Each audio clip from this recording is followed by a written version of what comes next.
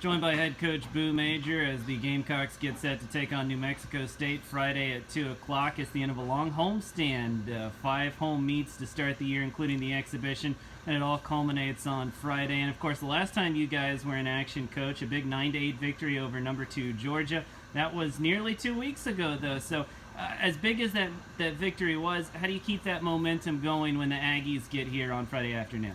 Well, I think we got a much-needed break having fall break come up. It really came at the right time. Our horses needed a break, our kids needed a break, our coaches needed a break, and I think it was a great opportunity for people to be able to re-energize. But I think that one of the things we're trying to do is get back up to speed again this week and really concentrate on some of the issues that we saw come up against Georgia.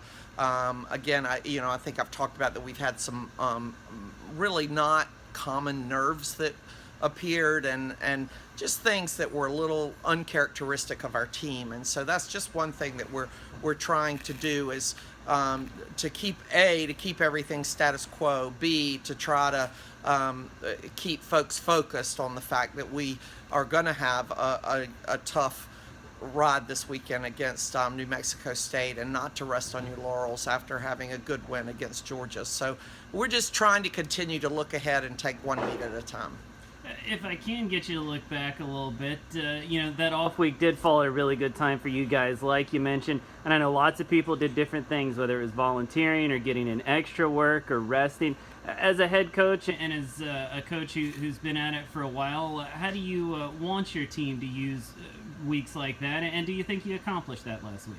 Well, I think it's kind of different strokes for different folks. Some went to outside competitions this weekend.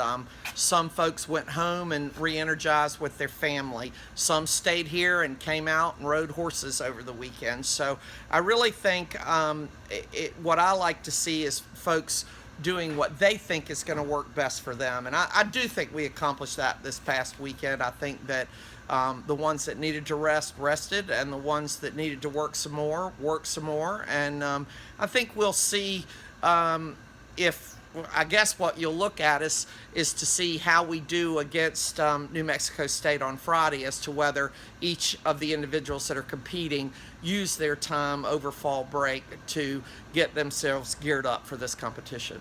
One thing I did want to ask you about, Coach, and it's really been building for all of the meets that you guys have had, the exhibition and the 3 regular season meets.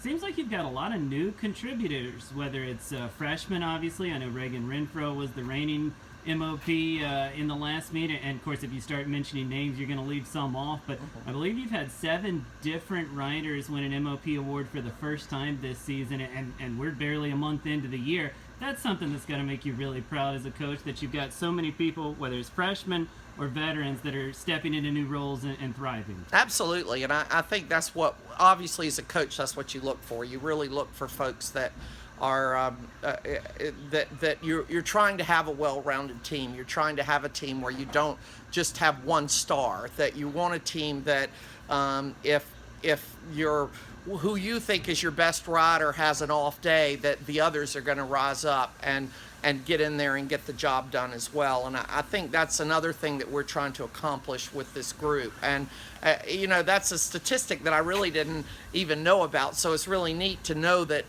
that of the competitions that we've had 7 different MOPs.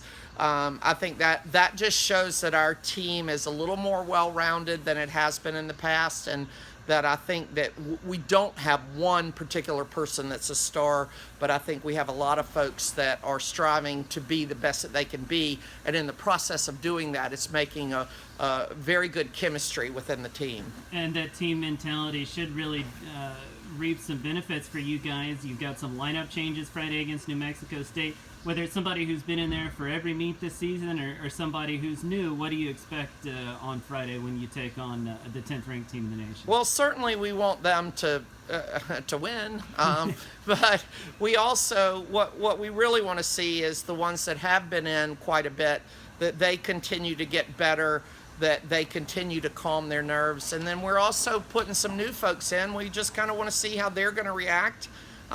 against a good New Mexico State team at home. This is our last home meet of the fall. So from here on out, we're going to be going away to Fresno State and then to Auburn.